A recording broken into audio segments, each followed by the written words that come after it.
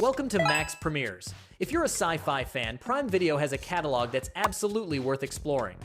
Today we're going through the 19 best series of the genre available on the platform. Dystopias that will make you think, mysteries you won't be able to put down, time travel stories that will bend your mind, and space adventures that will leave you speechless. There are unjustly canceled series, hidden gems, and absolute masterpieces. But before we start the video, it would mean a lot to me if you took a moment to leave a like and subscribe to the channel. Thank you so much for your support. Number 19, Solos. What does it really mean to be completely alone? That's exactly what this 7-episode anthology series explores, where each chapter follows a single character facing deeply human dilemmas through science fiction scenarios. A physicist obsessed with time travel, a woman stranded in space reviewing her entire life, a mother discovering something disturbing about her newborn, a war veteran dealing with an artificial intelligence that knows all his secrets. The cast is extraordinary. Anne Hathaway, Helen Mirren, Morgan Freeman, Anthony Mackie, Dan Stevens. Names you don't see together every day. The problem is that the series bets everything on acting talent and almost nothing on narrative structure. Each episode is basically a 30-minute monologue with a twist at the end, and while some episodes genuinely shine, the overall result feels uneven and inconsistent. Compared to what Black Mirror achieves with similar premises, Solos falls short of its potential. Some chapters are genuinely moving, others feel empty despite the talent on screen. If you're looking for an easy entry point into the genre with memorable performances, it works fine. But if you want something that grips you from start to finish, there are better options on this very list. Number 18, The Power. Imagine that overnight, teenage girls all over the world develop the ability to generate electric shocks with their hands, and that power can be transferred to adult women. Within weeks, the global balance of power starts shifting in ways nobody anticipated. Destabilized governments, upended gender dynamics, and a world that doesn't know whether it's facing an evolution or the beginning of a war. That's the premise of this series, based on Naomi Alderman's award-winning novel, with Toni Collette leading a strong multinational cast. The idea is genuinely fascinating, and the early episodes have powerful moments showing how that change affects women in completely different contexts around the planet. The problem is that the series never quite decides what it wants to be. It has the potential to be a devastating and thoughtful political thriller, but it constantly gets distracted by subplots that don't lead anywhere satisfying. By the time it finds the rhythm it needs, it's already over, and the cancellation meant there was no real closure either. A massive shame, because the premise deserved a far bolder and more committed execution than what it ultimately delivered. Number 17, Citadel, Diana. This Italian spin-off of the Citadel franchise takes us to Milan in the year 2030, where Diana Cavalieri is an intelligence agent working in the shadows to dismantle a criminal network threatening to destabilize all of Europe. Matilda De Angelis leads the series with real energy and charisma, and the production is visually solid considering it's a regional spin-off of a global franchise. The Italian locations give it a visual personality that the main series never had. The problem is that Citadel, Diana inherits all the narrative flaws of the original series without improving or surpassing them. The spy plot feels generic in too many moments, the twists are predictable if you've watched enough series in the genre, and the connection to the broader Citadel universe feels forced rather than enriching. Interestingly, not having seen the main series doesn't really matter much to follow this story, which says a lot about how dispensable it ultimately is within the franchise. It was canceled after its first season with no satisfying closure. Entertaining enough as background noise on a Friday night, but nothing you'll remember the following week. Number 16, Paper Girls. The morning after Halloween of 1988, 4 girls who deliver newspapers by bicycle are accidentally swept into a conflict between time travelers that has been unfolding in secret for decades. Suddenly, they find themselves jumping between decades, coming face to face with adult versions of themselves, and discovering that the future of humanity might depend on decisions they haven't made yet. Based on Brian K. Vaughan's acclaimed comic book series, Paper Girls has all the ingredients to be a generational show: well-used 80s, nostalgia, teenage characters with real depth, and a genuinely original time travel mythology that doesn't resemble anything you've already seen. The problem wasn't quality. The problem was timing. It premiered exactly when Prime Video concentrated its entire marketing budget on the Rings of Power, and almost nobody saw it.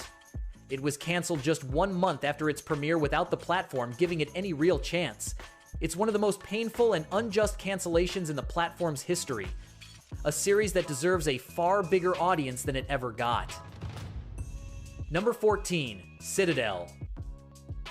Citadel was the most powerful independent spy agency in the world, operating in the shadows to maintain a fragile but functional global balance until it was destroyed from within by an organization called Manticore. Now Mason Kane, an agent who survived but lost all his memories, and Nadia Sin, his former partner who remembers everything perfectly, are the only ones capable of stopping Manticore before it uses the stolen secrets of every government on the planet to seize absolute control. Richard Madden and Priyanka Chopra Jonas star in this series produced by the Russo brothers with a budget exceeding $200 million. And yes, it shows on screen. The action sequences are spectacular, and the technical production has nothing to envy from a Hollywood film. The problem is that all that money didn't translate into a particularly original story or characters you genuinely care about. It's entertaining and has energy, but given the budget it had, the disappointment is proportional to the expectation. Season 2 is confirmed and has the opportunity to improve on what the first left unfinished. Number 13, Orphan Black, Echoes. In a near future where science has developed the technology to build fully functional adults from artificially implanted memories, a woman named Lucy wakes up not knowing who she is, where she came from, or what purpose her existence serves. What she discovers while trying to find answers will lead her to question everything: what it means to be human, what truly builds identity, and how far scientific and corporate manipulation can go when there are no ethical limits to stop it. Kristen Ritter leads this spin-off of the acclaimed Orphan Black with a distinct energy and intensity that clearly differentiates her approach from Tatiana Maslany's work in the original. The premise is solid, the early episodes raise genuinely unsettling questions, and the direction has some visually careful moments throughout. The unavoidable problem is that it lives in the enormous shadow of its predecessor, and that comparison does it no favors at any point. The original Orphan Black was an unrepeatable phenomenon. Echoes is competent and has moments that work, but it never quite takes off into something truly memorable. It was canceled after its first season without any real resolution. Number 12, The Handmaid's Tale. The United States has fallen. In its place stands Gilead, a totalitarian theocracy where fertile women are turned into reproductive slaves serving the ruling elite. June Osborne was separated from her daughter and husband the night they tried to cross the border. Now she lives in a commander's household under a name that isn't hers, Offred, waiting for the moment she can fight back. Elizabeth Moss delivers one of the most powerful and sustained performances in recent television history in this adaptation of Margaret Atwood's novel. The first 2 seasons are absolutely devastating, urgent, necessary, and impossible to forget.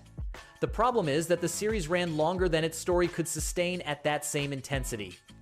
By the 4th and 5th seasons, the narrative had begun going in circles, and audiences were starting to feel the exhaustion. The 6th and final season arrived in 2025 and closed June's story. It's an important series that deserves to be watched, with the honest warning that the final stretch doesn't live up to that extraordinary beginning. Number 11, Outer Range. Royal Abbott is a Wyoming rancher who one day discovers a dark, unfathomable hole in the back pasture of his property. He doesn't know what it is, doesn't know where it came from, doesn't understand what it means, but he knows with certainty that if anyone else finds it, everything he's spent decades building disappears in an instant. Josh Brolin carries the series entirely on his shoulders with a magnetic and imposing screen presence that holds even the slowest moments together, and the blend of arid rural western with unexplainable supernatural mystery works far better than it sounds when you describe it out loud. The first season is hypnotic, unsettling, and builds a unique atmosphere that very few series manage to achieve. The second expands the mystery in interesting ways, but also begins losing the thread of what made the first so special.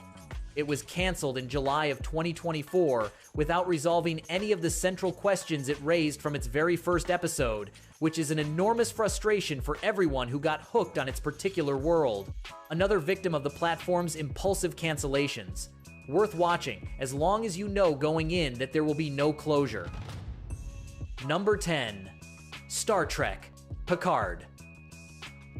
Jean-Luc Picard is well over 90 years old and living in retirement at his vineyard in the French countryside when a mysterious young woman shows up at his door one night and drags him back into a universe he believed he had left behind for good.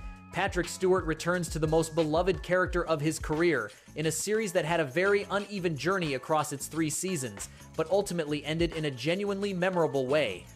The first 2 seasons deeply divided franchise fans, too far removed from the classic optimistic spirit of Star Trek for some, refreshingly modern and dark for others.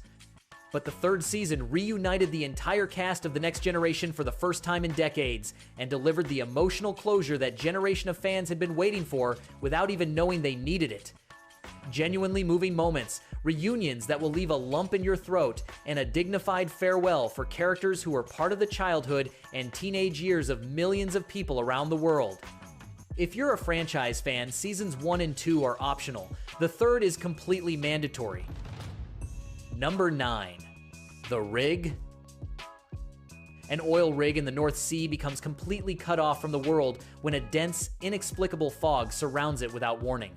Communications go dead instantly, rescue helicopters can't get close, and the workers start experiencing phenomena that none of them can explain using any rational framework they know.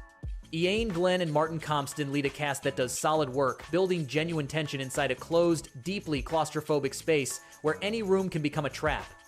The Rig works first as a tense and atmospheric survival thriller, then gradually opens up into something far larger connected to the planet itself, to oil, and to the accumulated consequences of decades of unchecked extraction.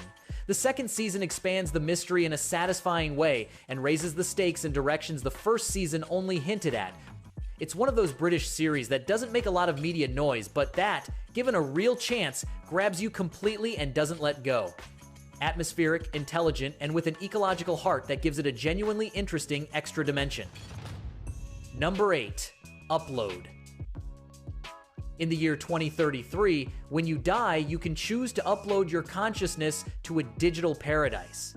If you have real money, you go to Lakeview, a luxury virtual resort with every comfort you can imagine. If you don't have enough, you end up trapped in some cheap server with low-resolution pixels and internet speed from the year 2000. Nathan dies prematurely in an accident that may not have been as accidental as it seems and ends up in Lakeview under the financial and emotional control of his wealthy girlfriend while gradually falling for Nora, the customer service employee who looks after him from the real world. Greg Daniels, the creator of The Office and Parks and Recreation, built a comedy that uses science fiction as a vehicle for sharp social satire about capitalism, death, social class, and love in the age of soulless corporations. It's light, funny, and considerably smarter than it appears at first glance. 4 seasons that wrapped up the story in August of 2025 with a 4-part finale. It doesn't reinvent television, but it delivers exactly what it promises with a lot of heart and genuine humor. Number 7. The Wheel of Time. In a world where time exists as an eternal cycle that repeats without end and evil returns every age in a new form, Moiraine, a powerful sorceress played by Rosamund Pike with cold, magnetic elegance, arrives at a remote village searching for someone who might be the Dragon Reborn, the person destined by prophecy to save the world or destroy it permanently.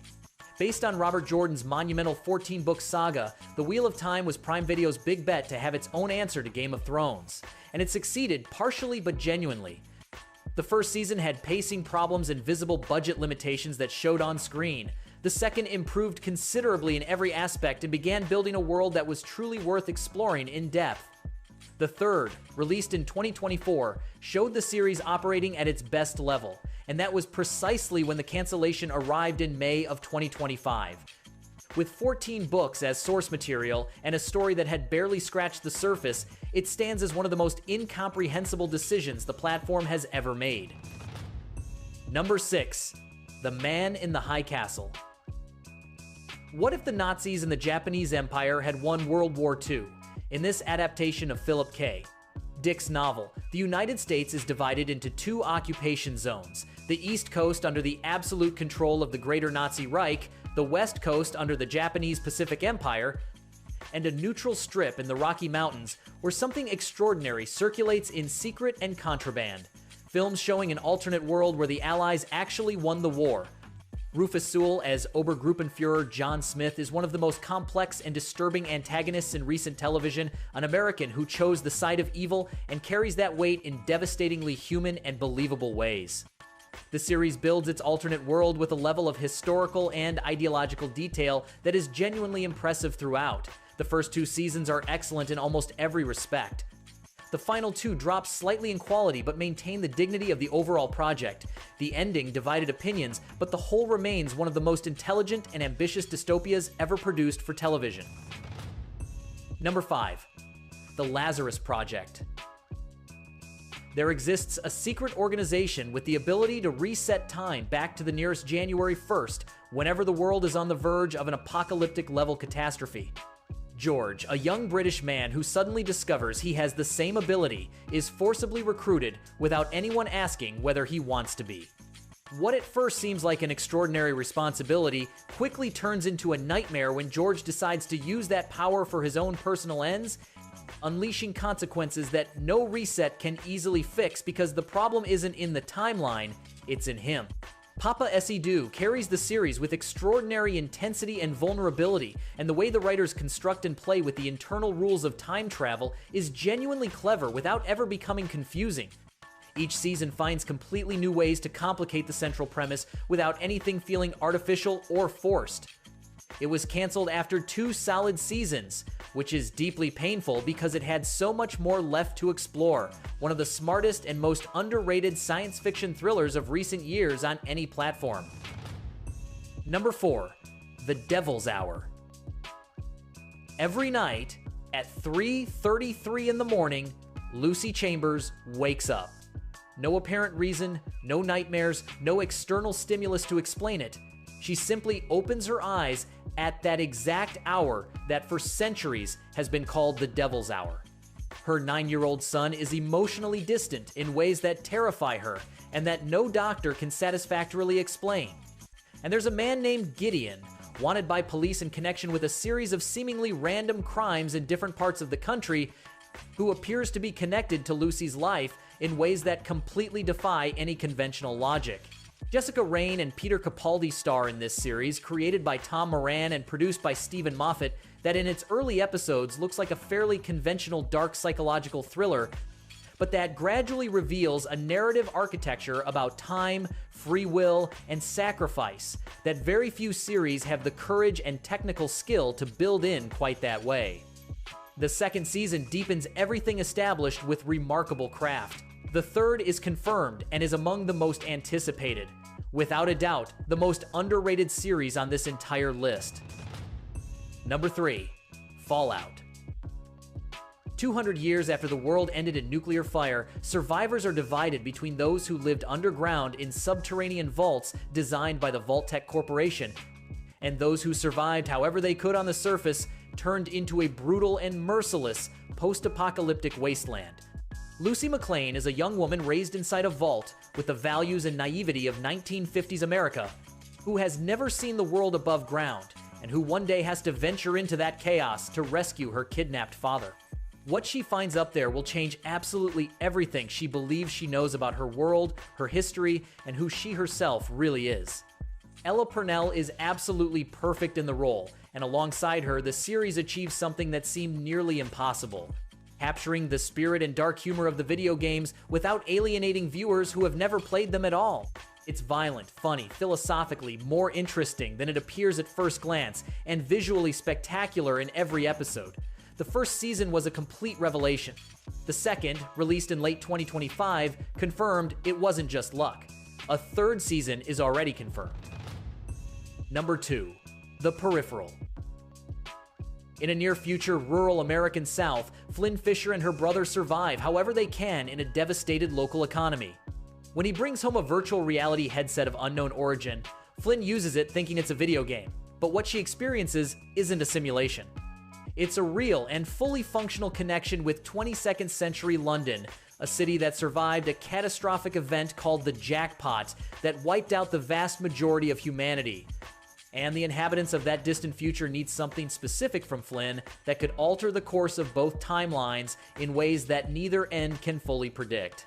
Chloe Grace Moretz leads this series, produced by Jonathan Nolan and Lisa Joy, the creators of Westworld, with a narrative complexity that demands full attention in every scene and rewards you generously every time you give it. The way it manages two simultaneous eras without losing clarity or coherence is a genuine feat of television writing. It was canceled in August of 2023, despite having already been renewed, a direct victim of production costs and the Hollywood strikes. One of the most painful and unjustified cancellations in recent streaming history. Number 1. The Expanse. 200 years in the future, humanity has colonized the entire solar system but hasn't solved any of its fundamental problems.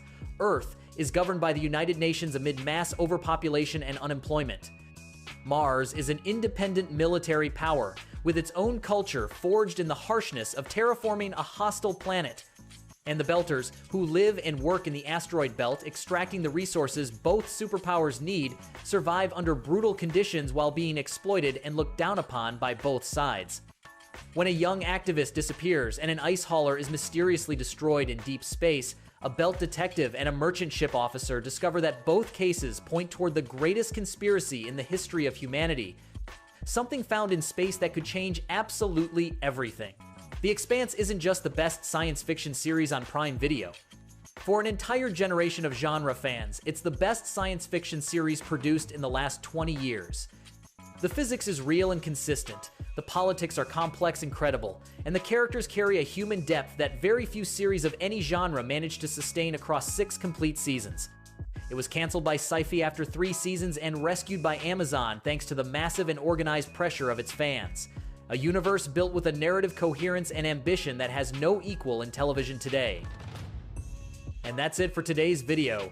I hope you found your next favorite series and feel inspired to give one of these incredible stories a chance. If you think we missed any, drop them in the comments so we can include them in future videos. Thanks for watching once again, and I'll see you in the next premiere.